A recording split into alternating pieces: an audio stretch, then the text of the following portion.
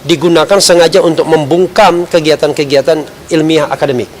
Kita belum bicara tentang soal demokrasi, konstitusi, dan lain sebagainya. Kita baru bicara tentang kegiatan ilmiah akademik yang seharusnya dilindungi oleh konstitusi kita sebagai bagian dari kebebasan menyatakan pendapat baik secara lisan dan tulisan.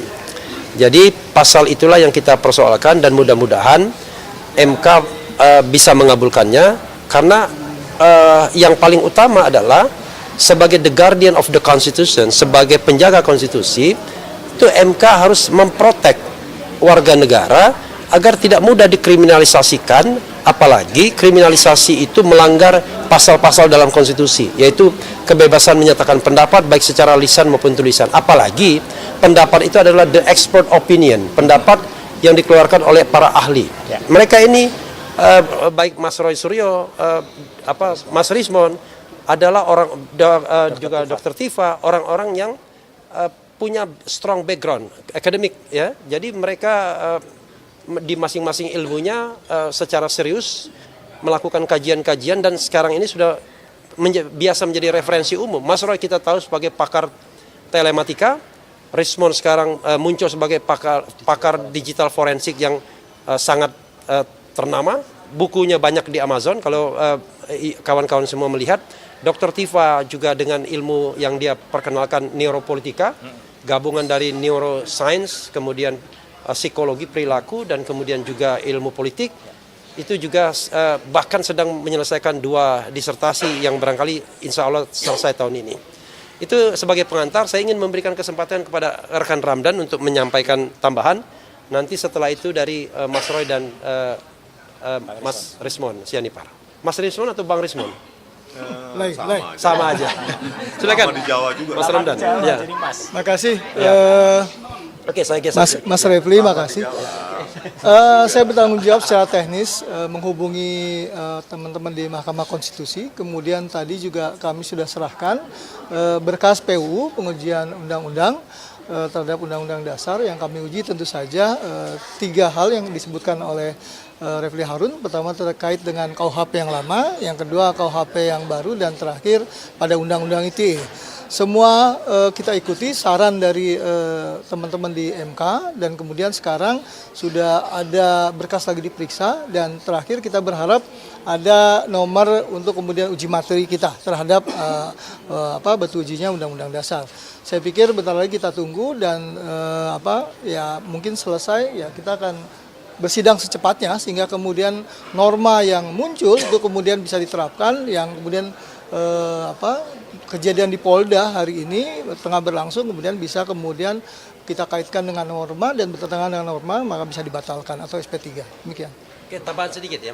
Banyak sekali kadang-kadang argumentasi yang mengatakan bahwa itu kan bukan soal norma hukum dan konstitusinya, tapi itu kan soal penerapan. Iya, tapi kalau penerapannya berulang-ulang, sudah ada presiden putusan MK di tahun-tahun awal mengatakan kalau berulang-ulang, wah ini bisa dicek di ranah konstitusinya. Jangan sampai kemudian pasal yang sama digunakan berulang-ulang dan digunakan untuk melanggar konstitusi, dan itu dikatakan hanya praktik di lapangan. Jadi praktik di lapangan harus dikendalikan juga oleh constitutional perspective atau oleh hakim-hakim konstitusi. Mas Roy atau Bang Rismon duluan? Saya dulu. Oke. Mas Roy. Baik. Bismillahirrahmanirrahim. Ya, Mas Roy kita. Ya, kita blokir. Ya. Assalamualaikum warahmatullahi wabarakatuh. Ya, pertama-tama kalau tadi teman-teman mengatakan kok agak telat, jangan salahkan Mas Refli dan yang lain, salahkan saya, ya. Karena memang saya terlambat, karena saya harus mengantar 2 ahli yang juga dalam tim kita, ya, yaitu Profesor Hamidah dan juga Dr. Didit Wijayanto Wijaya di Polda Metro Jaya. Jadi tadi karena Jumatan, jadi harus menunggu sedikit petugasnya ready dan baru masuk. Ya.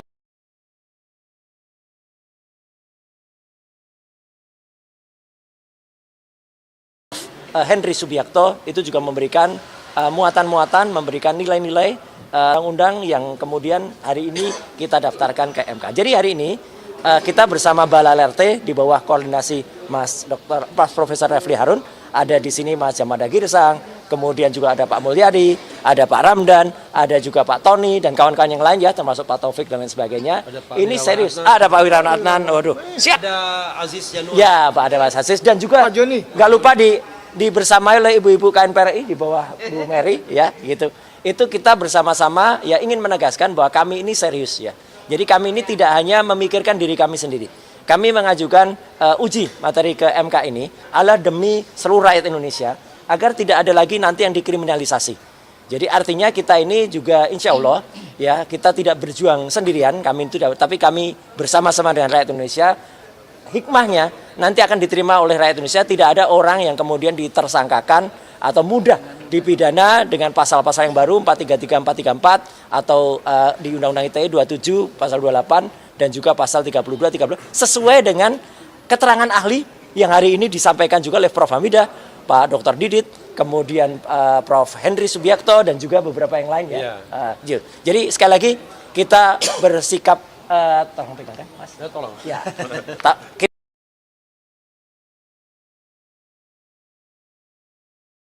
Omon-omon kita tidak melakukan hal yang angan-angan, tapi Karena kita buka kaos. buka kaos. Ya. Talk the talk. Ya, kita tidak hanya ya, tidak hanya only the talk. Ya, tapi kita talk beneran. We talk ya seriously about this law ya gitu. Oke, saya kira itu. Terima kasih. Oke. Ya. Ya, ada tambahan sedikit dari saya biar saya ingat ya. Mana tadi? Jadi kawan-kawan semua ya, kita minta pengecualian dari penerapan pasal-pasal ini. Jadi pasal-pasal yang kita permasalahkan tersebut seharusnya tidak berlaku untuk yang namanya pejabat publik. Jadi pejabat publik tidak boleh tersinggung kalau kemudian urusan-urusan publik itu dilakukan penelitian, scrutiny oleh masyarakat. Jadi pejabat publik dan urusan publik. Nah, ijazah, walaupun ini kita menguji norma, ijazah itu kan sudah urusan publik. Ya. Jadi walaupun Pak Jokowinya sudah berhenti, tapi ijazah itu adalah yang dia gunakan untuk menjabat jabatan publik sehingga tidak lagi menjadi barang privat. Tadi sudah menjadi barang publik, karena itu sah bagi siapapun untuk melakukan pengkajian, pengujian dan lain sebagainya, dan tidak boleh dikriminalkan. Ya, masa pengkajian dan pengujian dikriminalkan? Silakan Bang Rismon menyampaikan. Oke, bentar. Kita blokir lagi. Ya, blokir. Kita tunjukin lagi biar. Terima biar kasih, sembari Bang Bang Rismon yang Harun. menyampaikan. Apa ya? Kalau dari pemeriksaan kami terhadap penyidik jelas ya, statement-statement kami itu dipotong seolah-olah tanpa basis, terutama dari saya. Ya 11.000 triliun % palsu itu dipotong seolah-olah itu ujaran kebencian, fitnah atau apa, tetapi dasar argumentasi saya mengatakan bahwa lembar pengesahan pembimbing skripsi Joko Widodo yang tanpa tanda tangan dosen penguji itu adalah produk dari dokumen digital yang belum ada pada tahun 1985. Dan itu cuma dibantah oleh Dirtipidum dengan pengujian setelah diraba, dirasakan ada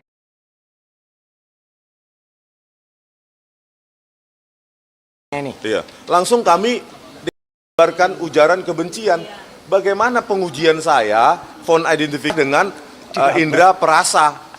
Ya, indera perasa dirasakan ada cekungan. Terus kami disimpulkan oleh para ahli mereka itu melakukan ujaran kebencian itu 11.000 triliun %. Itu sangat ditekankan berulang-ulang pada saat proses penyidikan. Nah, kembali kenapa kami ke Mahkamah Konstitusi, dari sudut pandang saya yang awam bukan orang hukum, saya kira memang pasal-pasal untuk pencemaran nama baik, fitnah maupun Undang-Undang ITE ya, pasal 3 itu harusnya dilakukan interpretasi yang terkekang kalau saya. Terkekang, ada batasan-batasan, ada pengecualian-pengecualian. Jadi itu yang kami akan perjuangkan. Bagaimana mungkin ya ini yang disorot media nasional, bahkan mungkin media internasional saja, ya pasal-pasal itu bisa dengan semena-mena ya diterapkan kepada kami, bagaimana kepada orang-orang atau peneliti-peneliti, penulis-penulis dan pemikir-pemikir, filsuf-filsuf yang ada di Indonesia ini, itu akan dengan enteng, dengan gampang diterapkan pasal ini yang tidak disorot media nasional. Oleh karena itu, ini sebenarnya perjuangan dari tim PHRRT ya, Bang Refli Harun dan kawan-kawan, ini sebenarnya untuk menyelamatkan semua anak cucu kita, bukan hanya tentang hak demokrasi. tetapi hak peneliti dan pemikir di Indonesia. Jangan karena kesimpulan kami itu bertentangan atau melukai atau bahkan membongkar rahasia dari pejabat atau mantan pejabat, langsung parcok itu dipakai untuk menersangkakan orang. Ya. Begitu. Terima kasih. Oke. Ya, itu kawan-kawan semua, ada pertanyaan nggak? Biasanya nggak ada pertanyaan, tapi setelah bubar ada pertanyaan masing-masing. Cukup ya?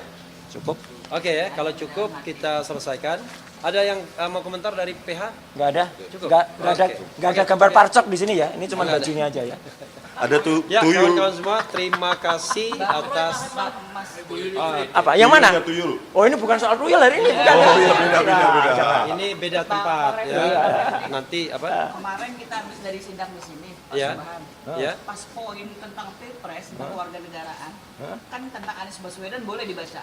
Tapi ketika Joko Widodo dan Gibran dianggap sudah dibaca. Loh. Hakimnya Paman Anwar Usman. Walah. Iya, ya. Enggak, itu soal lain ya. Soal lain. Iya, iya. Jadi kita berharap bahwa 9 hakim konstitusi ini akan berlaku Netral.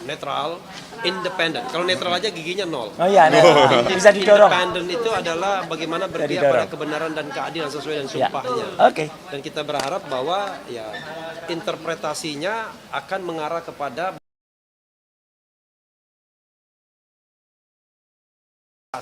terhadap pasal-pasal yang memang diperuntukkan untuk demokrasi, konstitusi dan hak asasi manusia. Itu saja ya. Oke. Wabillahi Oke. taufiq wal hidayah. Terima kasih, teman-teman semuanya. Wassalamualaikum We walk the talk. Not only talk the talk.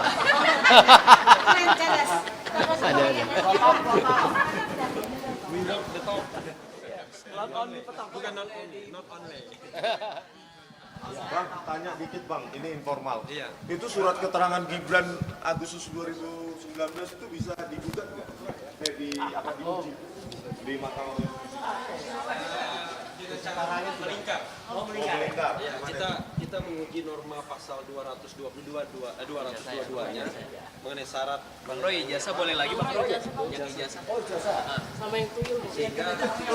Tuyul nanti ya. Katanya nggak ada tuyul.